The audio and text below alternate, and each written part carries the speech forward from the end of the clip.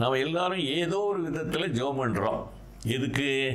நம்மளால் முடியலைன்னு சொன்னால் ஆண்டவரே எனக்கு உதவி செய்யும் என்று ஜெபிக்கிறோம். சரி, நம்ம ஜெபத்துக்கெல்லாம் ஆண்டவர் பதில் எப்படி தராரு?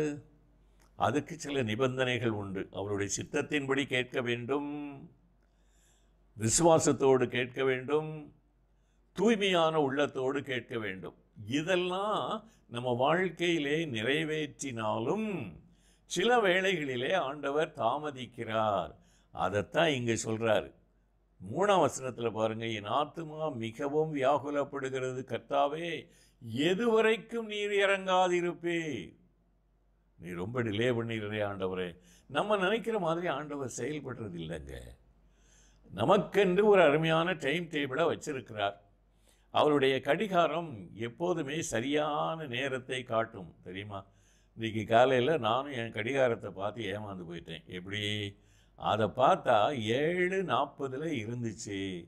8:30 மணி ஆகிப்போச்சு நான் புறப்படுறதுக்கு. என்னடா இதுன்னு பார்த்தா கடிகாரம் ஓடலைங்க. ஓடுகிற கடிகாரம், ஓடாத கடிகாரம், கெட்டுப்போன கடிகாரம் எல்லாம் நம்ம கையில் தான் இருக்குது. ஆனால் ஆண்டவருடைய கடிகாரம் சரியான நேரத்தை எப்போதும் காட்டும். அது மட்டும் இல்லை, டைம் டேபிள் இருக்குது பார்த்தீங்களா, நம்ம வாழ்க்கையின் டைம் டேபிள். அது எவ்வளோ அழகாக ஆண்டவர் நடத்துகிறார். எனக்கு ஒரு பெரிய கேள்வி தான். அதாவது வேதாகமத்தை, குறிப்பாக ஆண்டவருடைய வாழ்க்கை வரலாற்றிலே மார்த்தாள், மரியாள் அவருக்கு மிகவும் நெருக்கமானவர்கள். மார்த்தாள், மரியாள், லாசரு, அந்த குடும்பத்திற்கு அடிக்கடி அவர் போனார். மரியாள் அவருடைய பாதத்திலே உட்கார்ந்து ஆண்டவருடைய வசனத்தை கேட்டாள். மார்த்தாள் பல வேலைகளை செய்து அவருக்கு உதவி செய்தாள். சரி, ஆனால் ஒரு நாள் என்ன ஆகிப்போச்சு, அந்த லாசரு மரித்து போனான். உடனே அவங்க அவருக்கு சொல்லிடுறாங்க, நீங்கள் நேசிக்கிறவன் மரித்து போனான். உடனே ஓடி வந்திருக்க வேண்டாமா? என்ன அன்பு இவரிடத்துல அப்படின்னு நினைக்காதங்க. அவர் 4 நாள் கழித்து தான் வந்தாருங்க. அப்போ எவ்வளோ வேதனைப்பட்டிருப்பாங்க இவங்க, தெரியுமா? அப்போ ஆண்டவர் ஏன் தாமதித்தார்? புரியலைங்க.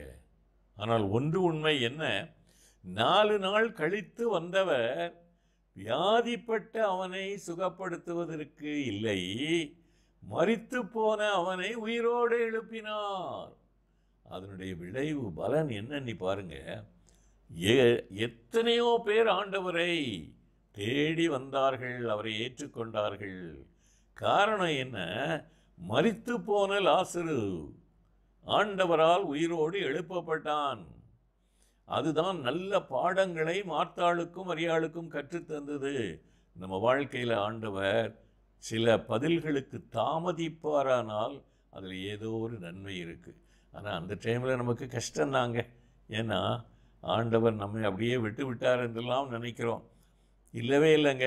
ஆண்டவர் ஒருபோதும் நம்மை கைவிட மாட்டார். தகப்பனும் என் தாயும் என்னை கைவிட்டாலும் கர்த்தர் என்னை சேர்த்துக்கொள்வார்னு இருக்குல்ல, அந்த நம்பிக்கையிலே, ஆண்டவருடைய மீது உள்ள விசுவாசத்தில் ஏதோ ஒரு காரணத்திற்காக ஆண்டவர் தாமதிக்கிறார் என்று நாம் எடுத்துக்கொள்ள வேண்டும். கடினம்தாங்க.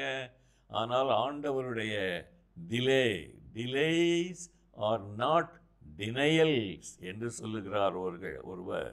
ஆம், ஆண்டவர் தாமதிக்கிறதெல்லாம் இல்லை என்று பதில் சொல்வதற்கு அல்ல, ஏதோ ஒரு காரணத்திற்கு. அதைத்தான் இந்த இடத்திலே சங்கீதக்காரன் சொல்லுகிறார். நான் எவ்வளவு தூரம் அழுகிறேன் ஆண்டவரே, எவ்வளவு தூரம் கஷ்டப்படுகிறேன், ஆனால் நீர் என்னை கைவிட்டு விட்டீரோ என்று. ஆனால் தைரியமாக 9ஆம் வசனத்தில் சொல்கிறாரு, கர்த்தர் என் விண்ணப்பத்தை கேட்டார், கர்த்தர் என் ஜெபத்தை ஏற்றுக்கொள்ளுவார். என்ன தைரியம் பார்த்தீங்களா? அது அவருடைய அனுபவம். சங்கீதக்காரனுடைய அனுபவம்லாம் ரொம்ப சிறப்பான அனுபவங்க. முதல்ல போராடினார், ஆண்டவரே எனக்கு உதவி செய்யும், உதவி செய்யும், நான் அமிழ்ந்து போகிறேன், நான் போராடுகிறேன் என்று. ஆண்டவர் உடனே செய்யலை, கொஞ்ச நாள் கழித்து செய்தார்.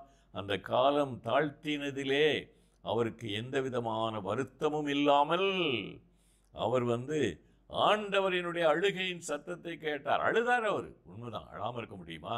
இந்த மார்த்தாள் மரியாதை எவ்வளோ அழுதுருப்பாங்க. ஆனால் அழுகையின் சத்தத்தை ஆண்டவர் கேட்டார், விண்ணப்பத்தை கேட்டார், ஜெபத்தை ஏற்றுக்கொள்வார் என்ற நிச்சயம். இதுதான் தாவீதினிடத்திலிருந்து நாம் கற்றுக்கொள்ள வேண்டிய அனுபவம். ஆண்டவருடைய தாமதம் நமது வாழ்க்கையிலே நம்மை வேதனைப்படுத்த அல்ல, வருத்தப்படுத்த அல்ல, நமக்கு நல்ல பாடங்களை கற்றுக்கொள்ள, நம்முடைய விசுவாசம் பலனடைய.